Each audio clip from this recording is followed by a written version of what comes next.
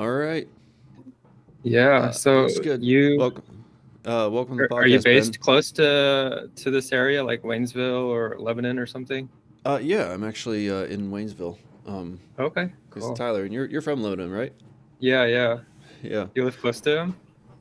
I live close to actually our mutual contact, Tyler, which is one, he mentioned you to me, and that's how I Okay. got familiar with you. And Yeah. apparently, you guys had known each other for quite a while, on and off, more or Yeah. less.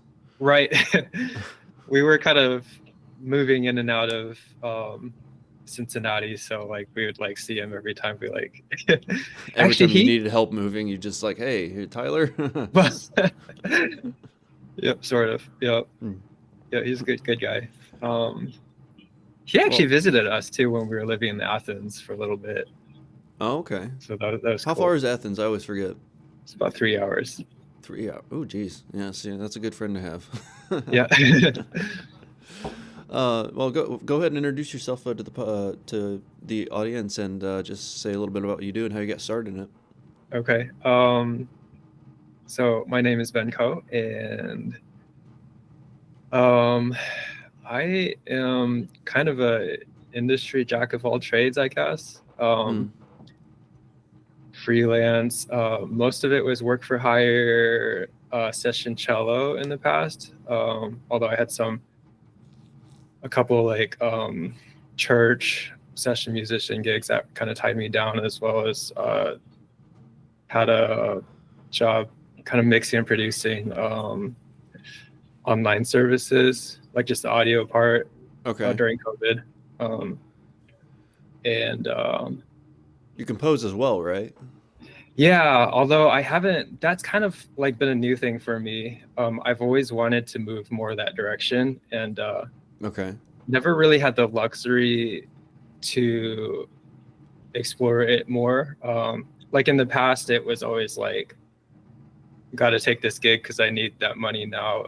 And so, like, That's always a good reason, though. That's always a good reason. um, yes. And then also kind of like everyone would see that I played the cello and kind of forget about everything. So they'd be like, cello. So, like, all my work ended Was up that being the first cello for instrument that you years. learned? The cello? No, it's like probably my absolute worst instrument.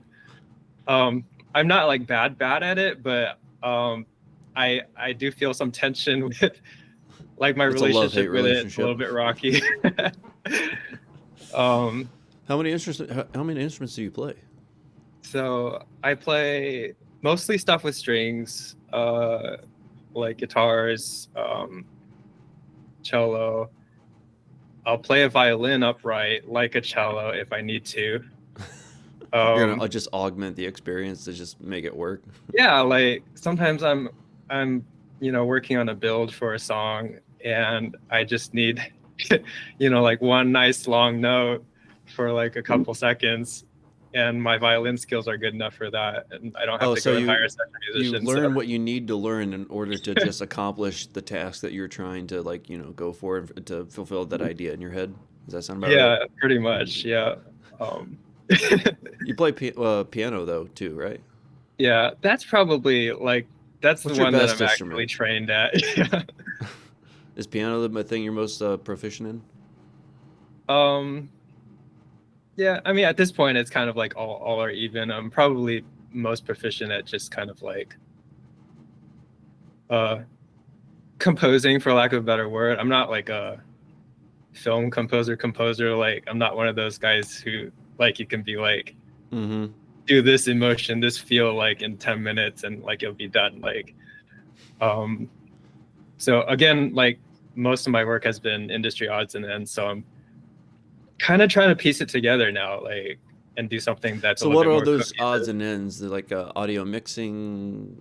Yeah, just like a little bit of mixing here, a little bit of production, co-production, mix advising.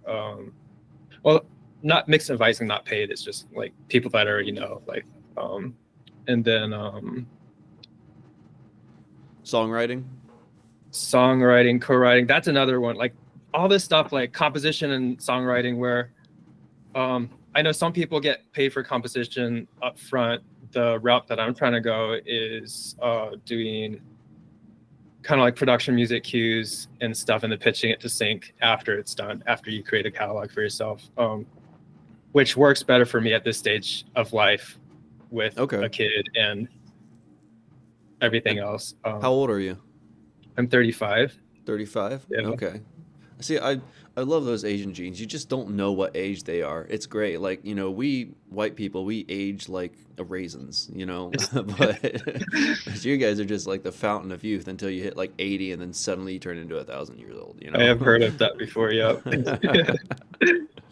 No, Uh, people did. My dad, though, now that you mention it, did he hit that arc?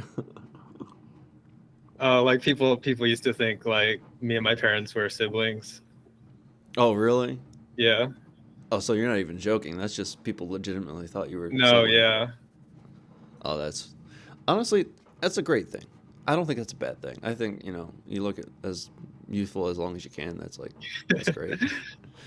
Um, Some well, I want to pluses. get into like some of your methods and techniques, and so don't be afraid to Yeah. get like a little bit nuanced on me, because Okay. that's kind of where other than like questions that I have written down, that's where I find the questions that I Oh, actually want okay. to get to. Cool. So, Yeah. if you don't try to summarize it, once because I want to go down the nitty gritty rabbit hole, if I'm able Yeah. to. Do you I mean, play? I'm in kind of like a construction stage. If you haven't gathered yet, like this whole year is like taking everything apart and I was just looking at your reconstructing. rafters, and I'm like, those are new 2x4s. But I'd be happy to like pick up this laptop and try to show you the gear as we're talking to. Okay. Yeah, if we end up talking about it, you can just bring it in front of the camera somehow. That'd Yeah, for be sure. okay. So my interest actually in talking to you is that, like, I love film. I've Hmm. worked with on a film that's still in post production right now on a composer, and for me, like, music is the lifeblood of specifically the way I like to tell stories. It is the real dialogue of the film, if that makes Nice. sense. Yep. Um, and So true. I think a lot of, although there's great compositions nowadays, I also think I miss that old Hollywood orchestral take, from back in the day. And like basically the classic example is John Williams. Yep. That this is the style of score that I really like. It's very lush, and it's very prominent, and the way it can be minimalistic as well as just completely overwhelming your Mhm. ears. And I think scores nowadays, they try to be like, it's it sounds more like people are playing with buttons on their computer than it is like an instrument, and so it's like, if you a good example would be like, uh you know I don't want to rip on Hans Zimmer because he is like one of the greatest of all time, but I think he's a staple of like the style of this age. So I'm not ripping on Hans Zimmer when I say this, but like, say like the Dune soundtrack, where it's just like Okay. this giant echoing, um, Oh, okay. reverb that's going on, and Yep. he'll turn that into something great. But I think the style nowadays is just something that uh, it's it tends to be minimalistic, and I don't know why that's the case. Interesting. Yeah, but You said you compose as well. I actually don't know that much about you. no, no, I don't compose, but I wrote Okay. and directed a feature like a number of years ago Oh, that's okay. been an absolute headache that I refuse to give up and let it die.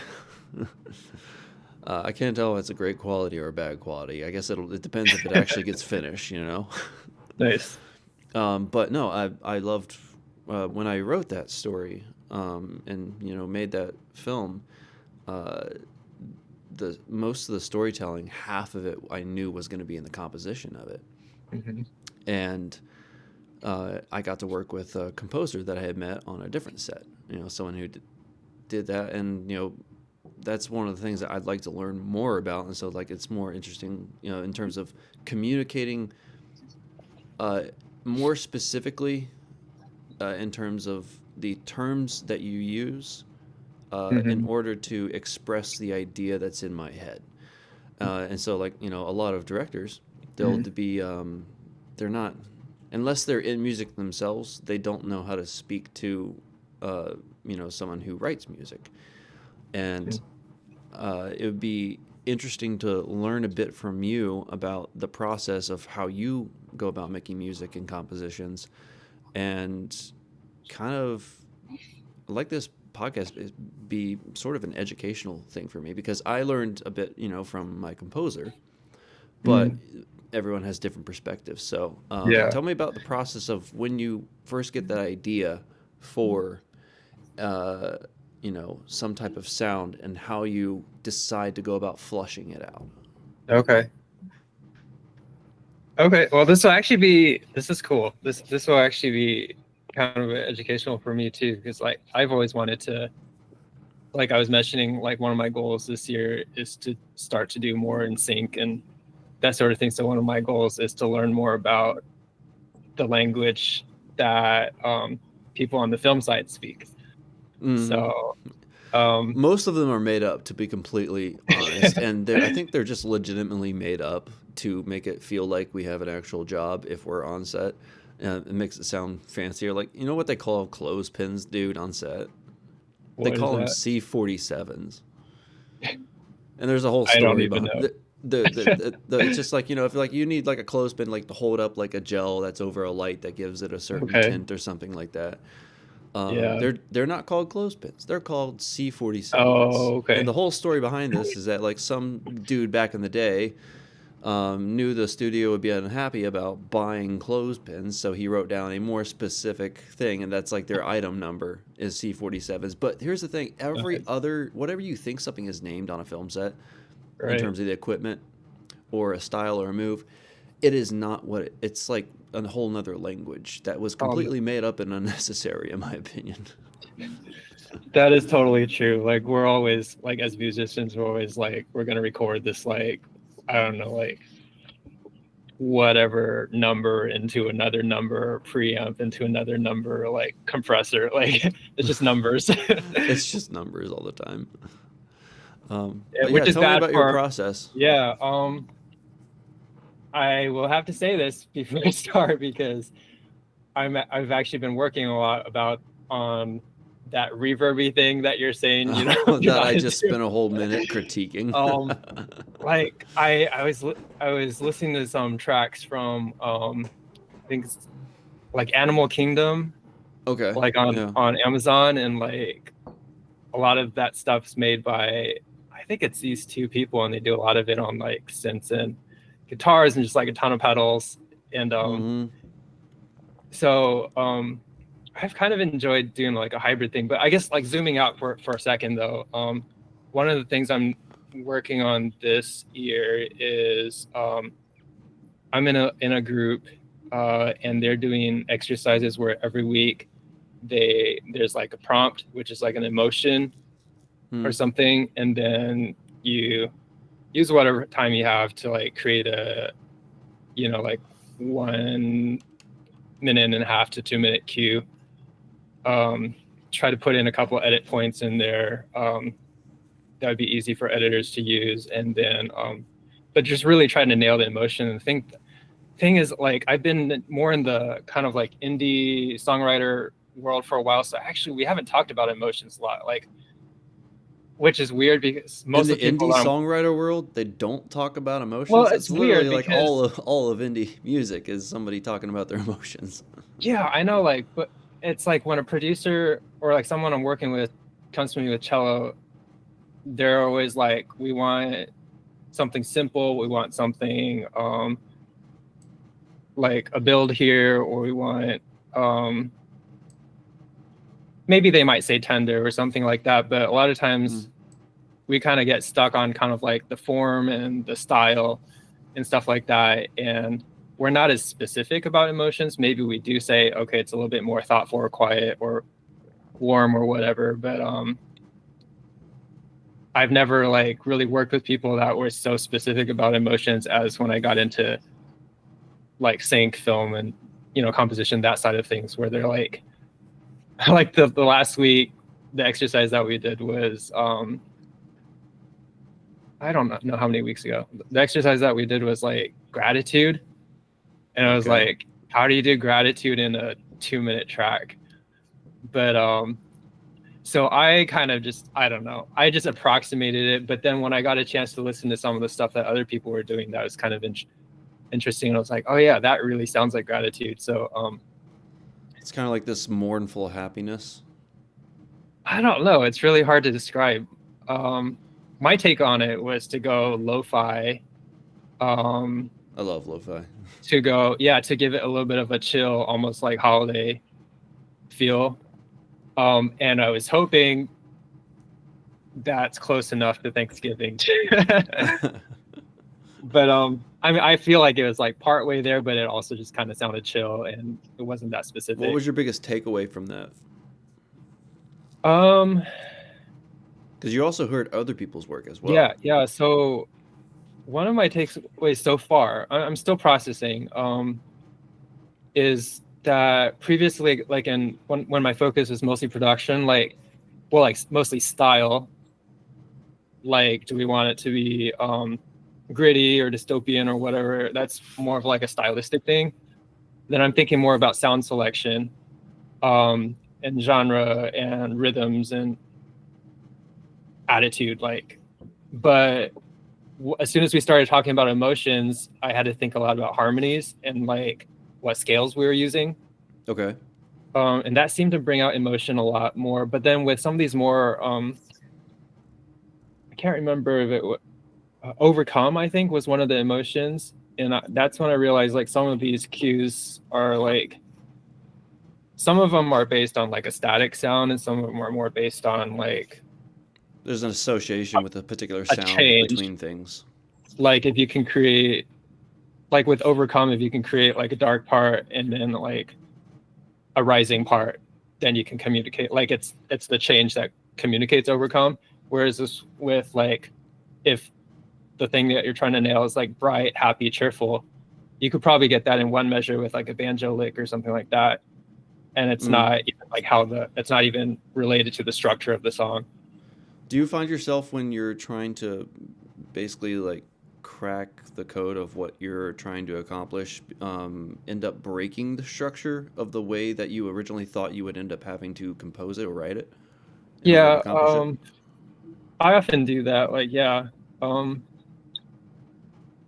I don't think. I mean, I'm kind of like a improvise and fly by the seat of my pants sort of guy anyway. Like, Okay. so I mean, I do have pretty rigid structure in some areas from working in the industry, that sometimes I have to break out of. But for the most part, it doesn't. I'm actually working harder to stay on, like, to follow what I set out to do. Okay. Because I find that a lot of times when I'm composing something, it's like, okay, let's a tension theme, and I'm like, okay, if we did some like low brass and sustained sounds with some like big swells that all of a sudden disappear, like that would probably create tension. And then I get into the studio, I'm like, oh, I got this like cello laying around, maybe I'll try that instead. And next thing I know, I'm like, I've spent like 2 hours trying to solve a problem that I created by using cello, and like You something just by add it using to your some, play. right. Now I got to run it through like a million pedals to make it sound like the brass Mm-hmm. or whatever. And I mean, it does make me create stuff that I never like imagined, but also sometimes it creates struggles as well. Okay. When you're deciding between the different instruments of what you use, what are there particular common cues that you find yourself psychologically revisiting of when to add an extra instrument and how to play with it with the in terms of the structure of what you've already created? Yeah, that's something that, I mean, they're go-to things for me. But I'm also trying to learn more about what editors or music supervisors are looking for. Mm, But kind of the go-to ones that I feel like I'm better at, like go-to builds or forms that I'm better at creating, are kind of like a slow, gradual build where I'm just layering more and more things and generally going, higher up in pitch. Um, so if it's strings, I'm starting with some, like a single cello, and then I bring in like higher cello melody line, and then like probably like the last just one measure, there might be like one violin note, because I don't really play violin. I can manage to scrape out one note holding it like a cello. But and then the other type of thing that I'm more comfortable building is, especially if I'm doing something rhythmic, is kind of like, I'm not even sure what it's called, but it's that thing where almost like a riser sort of thing, but like I often just use a cymbal crash and then I reverse it, so it goes shh, and then Okay. I can use that as a transition to go into something else, or I can use it to cut something off really abruptly, and then that gives me like let's say I want to create an edit point, but I don't want to break the rhythm, and I don't want to waste like a whole extra measure of just waiting for the sound to decay at the end.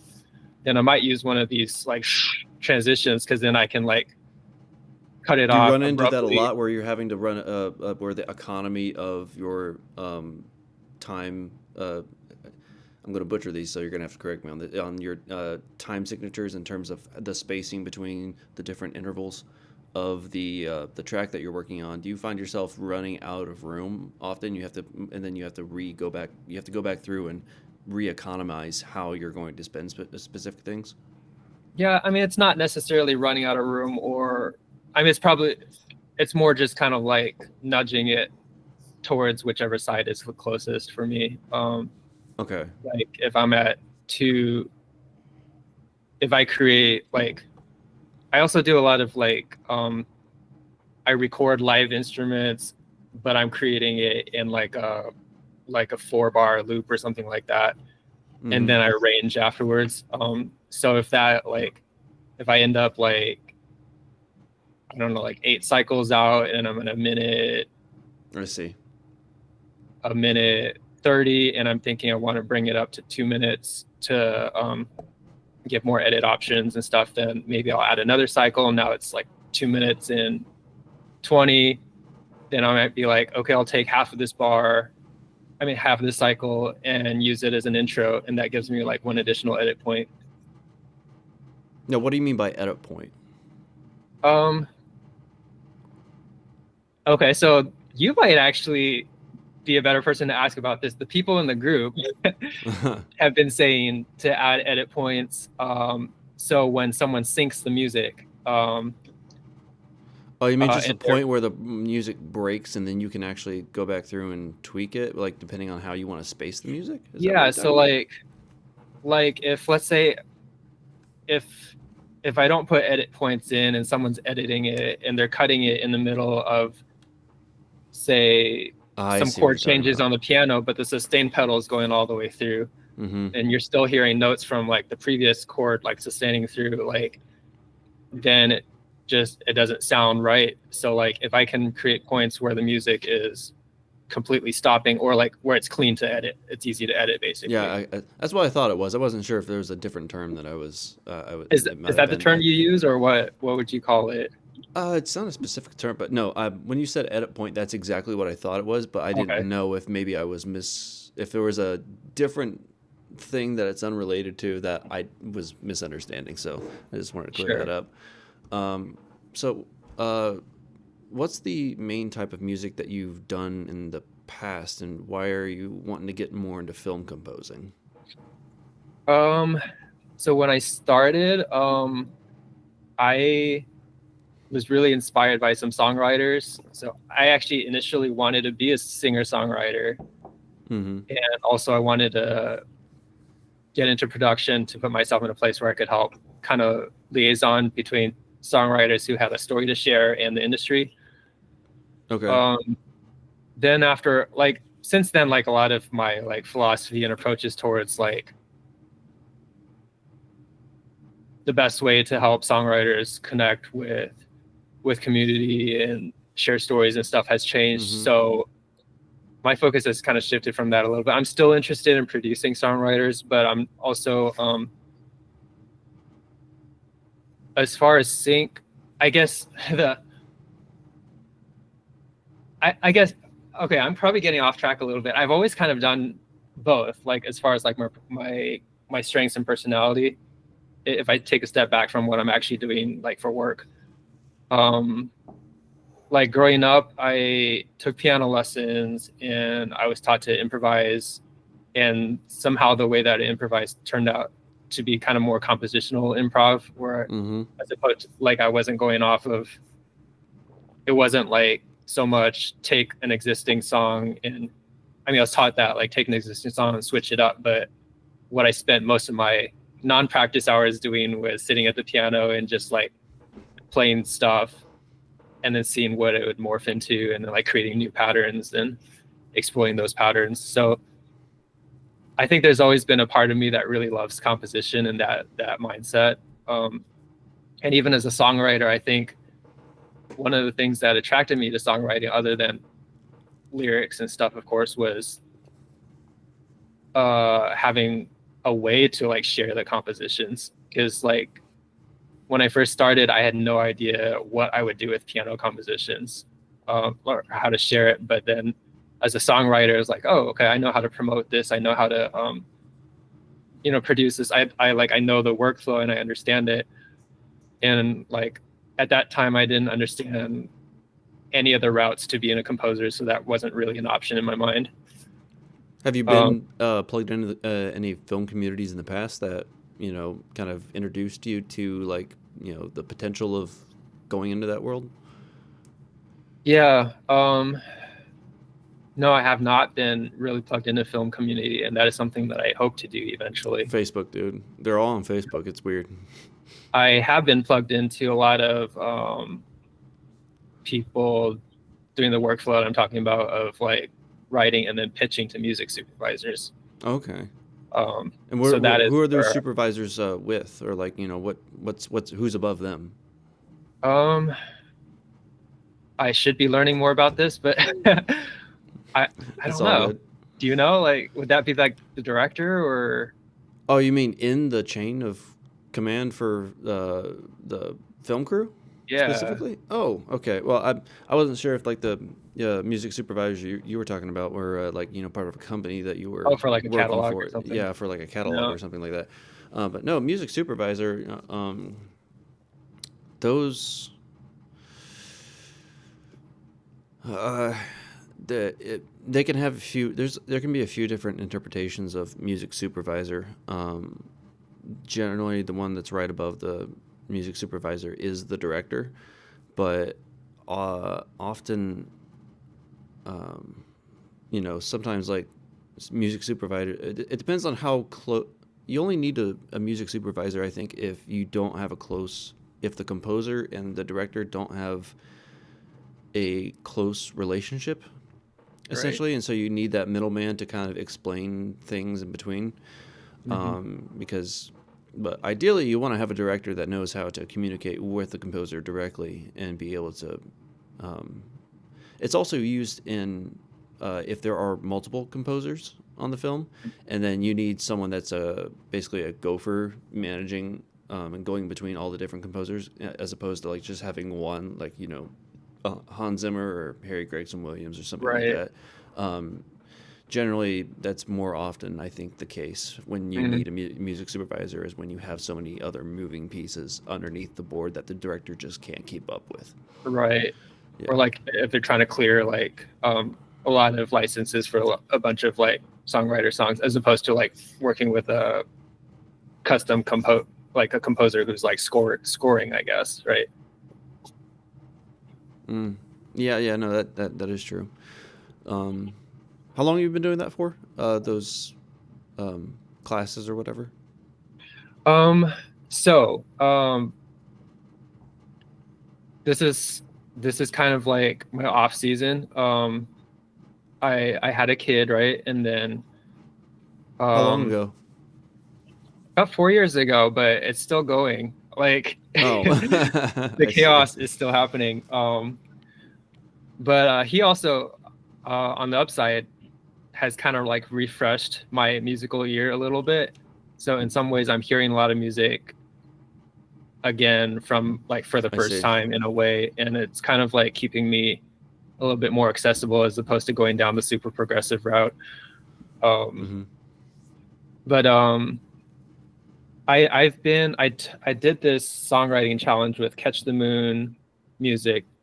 They had this like public free songwriting challenge that they did on Facebook, where I I think it see. was like 3 days or something like that. Like day one network, day two write something, day three produce it and pitch it.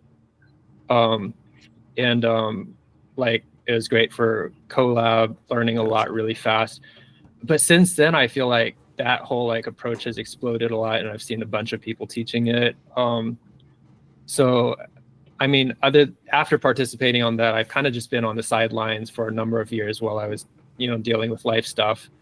Mm-hmm. Um, but I've watched and continued to learn head knowledge wise, but I haven't had an opportunity to really, I get see. hands-on experience and build that. So I'm kind of excited about this year because it's like the first year that I've been able to actually work on my catalog. I tried pitching some stuff a while back, and there's also some companies like Taxi where they'll help you pitch stuff for like a fee and stuff. And I tried it for a short time, and my takeaway at that time was like it makes sense if you have a bunch of tracks ready to go. And like again, like at the stage of life that I'm at, I'm no longer at the fast turnaround time stage where that I used to be. So I'm not doing like forget what they call it, briefs, I guess. I'm not Mm-hmm. doing briefs anymore, or what I never did, but I'm not looking for that anymore. And As a first project for film composing, what genre of movie do you think your experience would most flourish yeah, in? I think I would I would work well in one of those like small indie films with kind of like a certain sound focus throughout the Very whole ambient? movie. Yeah, like if they're doing, I forget what it was like, maybe like Dandelion Dust, where I can't remember because this was a long time ago, but I had the impression it was maybe like an ambient guitar for most of the film. Mm-hmm. Um, and then yeah, that sort of thing. Or something that I've started doing is like picking uh kind of a tone set or like a scale or a mode, Yeah. and then playing that on something acoustic, but then going back and then morphing it with pedals. And then so that could be like sound signature that carries throughout the whole film.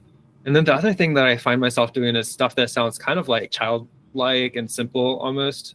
Like I did something a while back that was involved like a yoga ball and uh, A an yoga ball. unplugged bass guitar, and then like had some, oh man, it had like this I crashed a metal mixing bowl and then like moved it forward and back from the mic to make this sound. And it was still like quirky and fun, kind of like What it sounds context was better. that used in? No, oh, just something that I'm experimenting with. Oh, okay. All right. I Yeah, see. I think stuff like this would probably be good for like, I don't know, video games or something like that. Although I know there's video game stuff that sounds more like almost like trailer music too, but I think there's Yeah, video definitely game music space does for kind of that. tend to be more off in the trailer space. Yeah, but so basically between like quirky and indie, it's probably my starting point. There's actually a lot of there's a lot of small indie games that that get put on Steam, and they just need composers just to like make some background music or something like that for Yeah, and they're all over the place. And so that might be a route that actually you might be interested in checking out yeah, because for sure. I'll those check it out. yeah.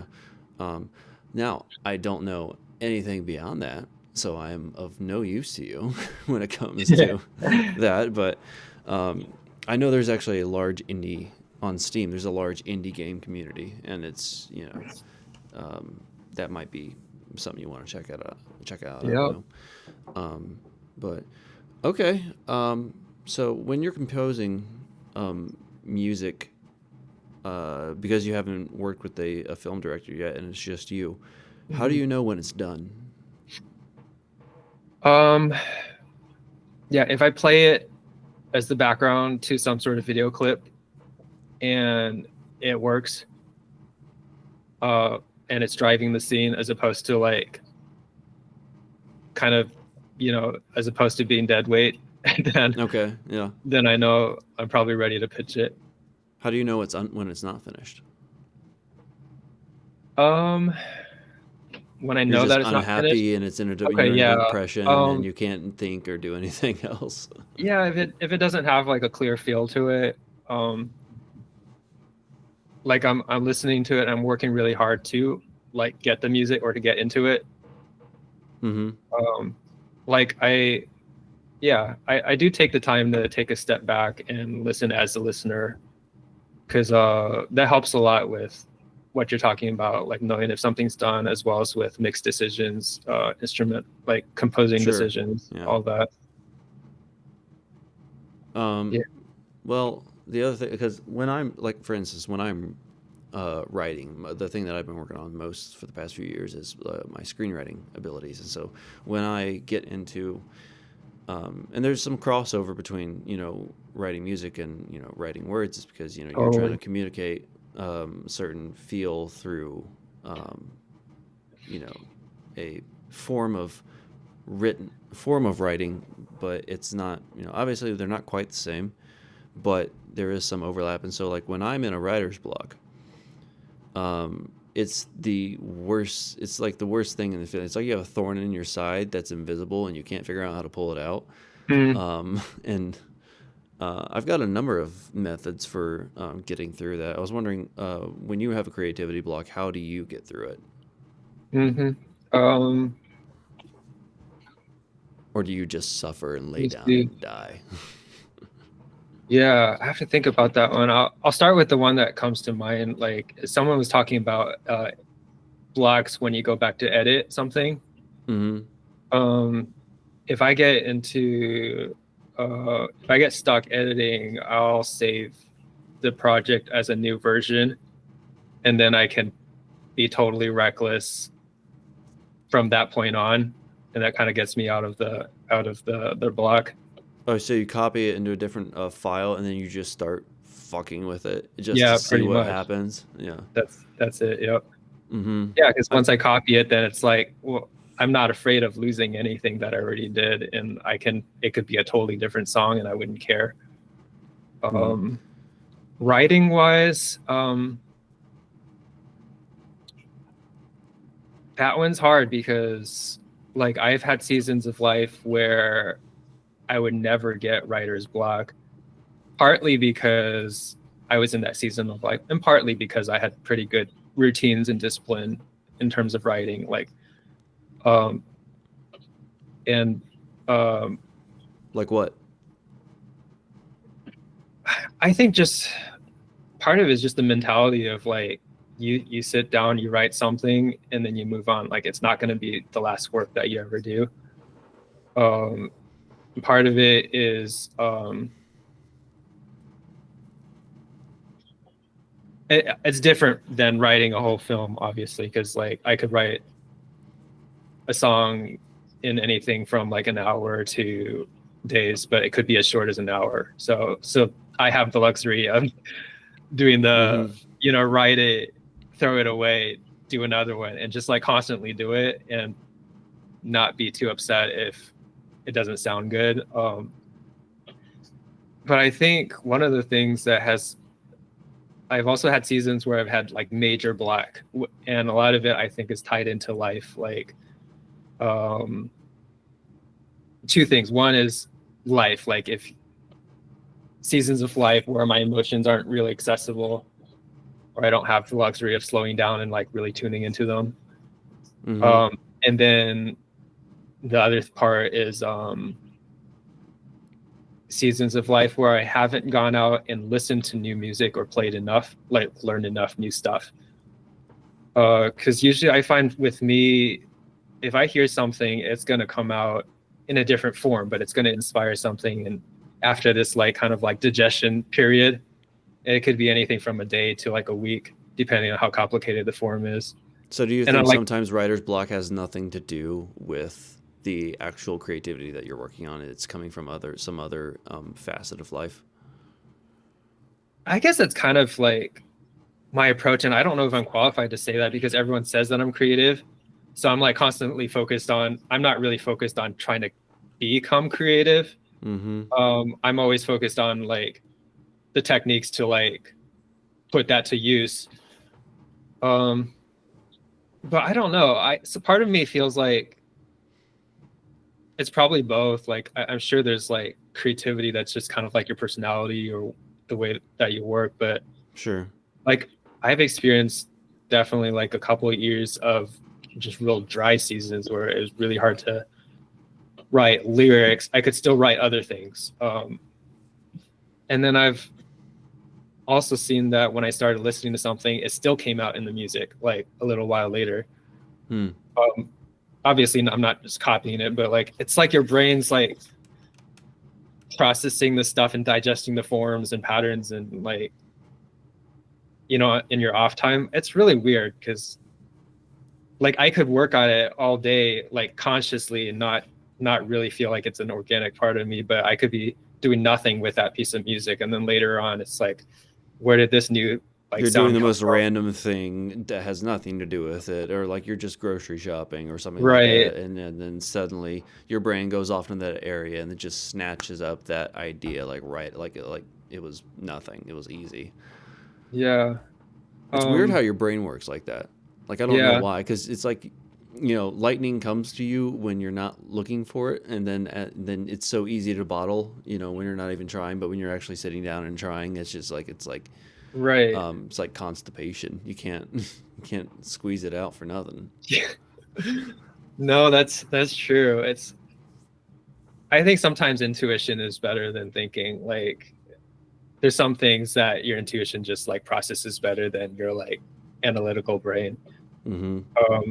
I know like a lot of people think I'm analytical because when I try to talk to people, like I kind of have to be to like, because I'm not good at like I'm not good at facts and stuff. So when I start trying to talk to people, I start like getting really analytical, trying to like figure it out.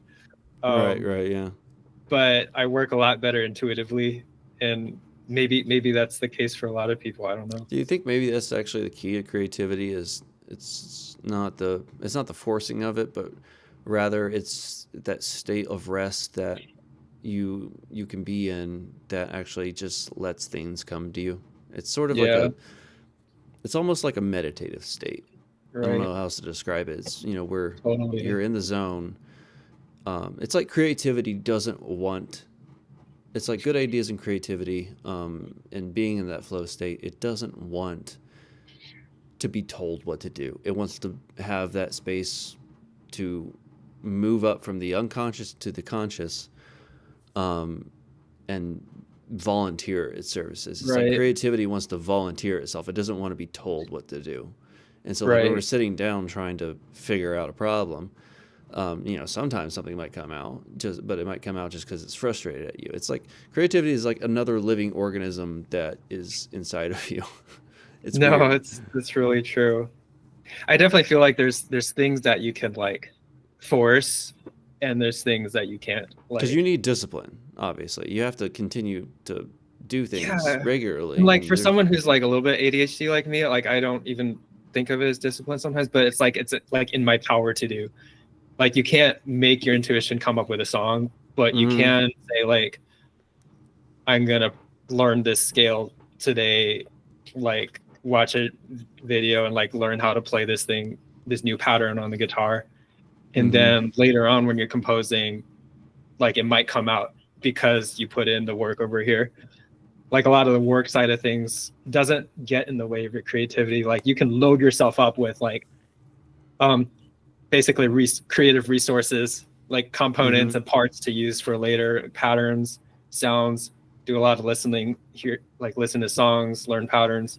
I keep saying the same things, but that's pretty much it. And then songwriting wise, like just like if you're like always freestyling or like rhyming, writing lyrics, fragments.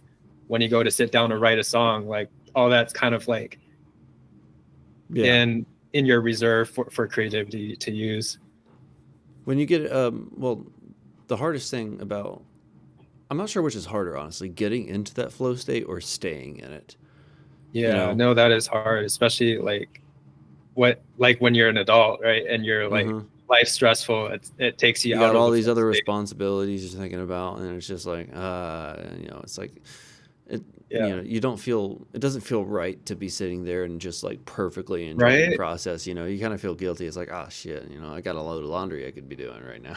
It's like, that's exactly, that is one of the biggest like creativity killers for me, is like, no, it's exactly what you said. Like when I feel like, how could I be sitting here in my basement writing a song when like all this other like survival stuff needs to be done? The limbic system, or like our lizard brains or whatever, are just like on in the background, and we don't know what's going on. It's just like, yo, there's a tiger at the front of the entrance, you should go deal with that, but well, if you think about like when you're back with when you were a kid though, I'll rephrase this. Good creativity feels like you got away with something. It feels, it almost feels like like you're a little naughty kid that like stole some cookie out of the cookie jar and mom wasn't looking. It's just like, I got it.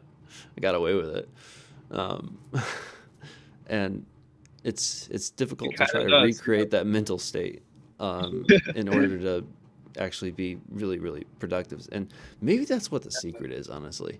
I don't know. Maybe that's what the secret is like you just gotta, the secret is like deliberate and constrained irresponsibility.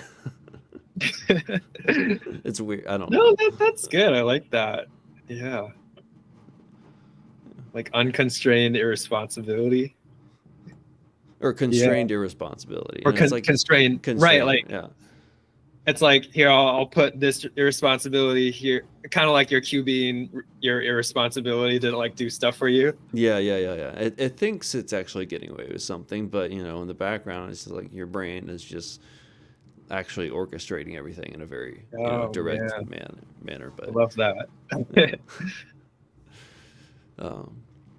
Well, what are some concerns that you're worried about when you get that composing job and you're working with the director? Like, what are those unknowns that you'd like to know about a little bit beforehand, or some questions that you think are going to come up, or problems, or just because you haven't done it yet before, but you've had a lot of experience in the past just making music, period. And so like, what are those potential problems that you're thinking about now?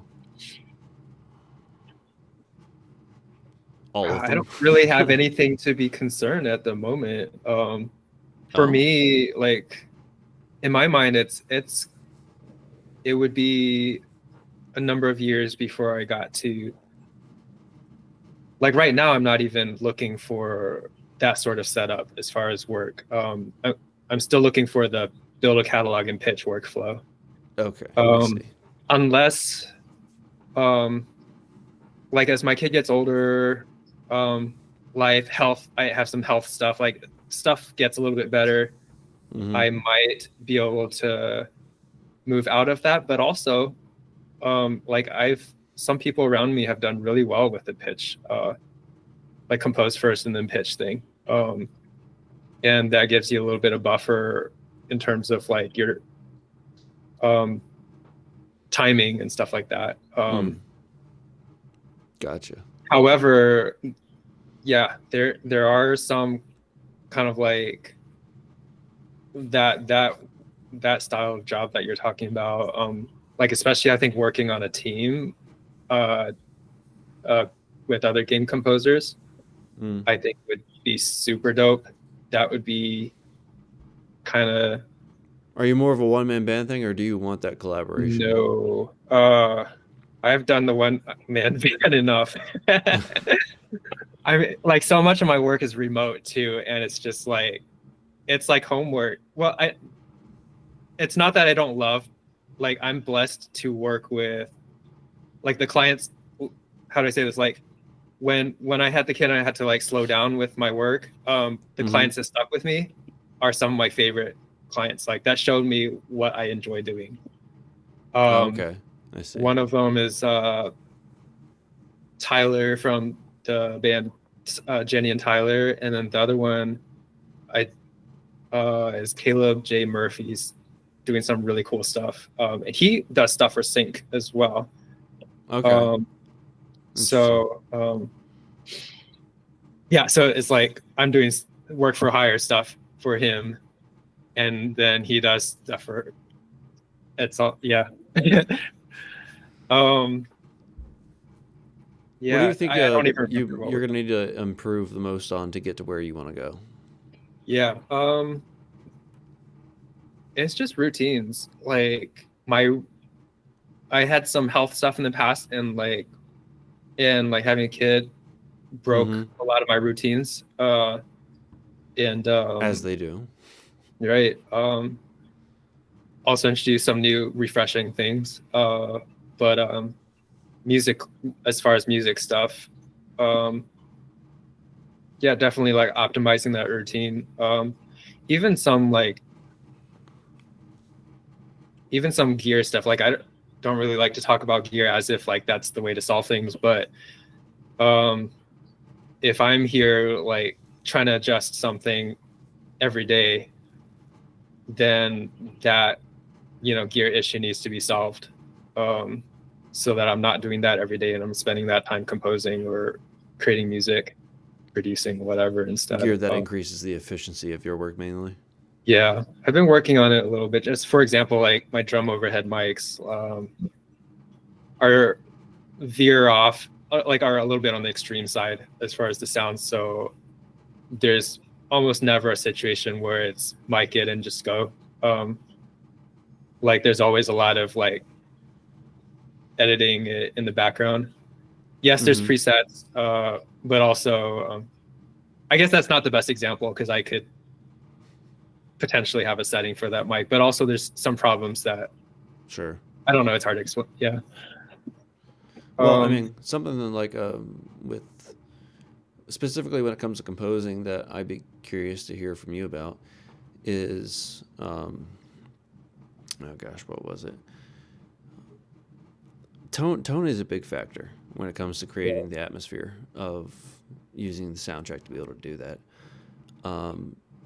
What do you think are the key elements when you're composing to create the specific tone that you're looking for? Key elements to create tone. Like whether it be specific style, like a style or a genre of instruments. There's or particular progressions or melodies, because obviously tone can come from a lot of different ways. And so I was wondering about your specific patterns of that you find yourself commonly stepping into in order to get what you want out of it. Okay.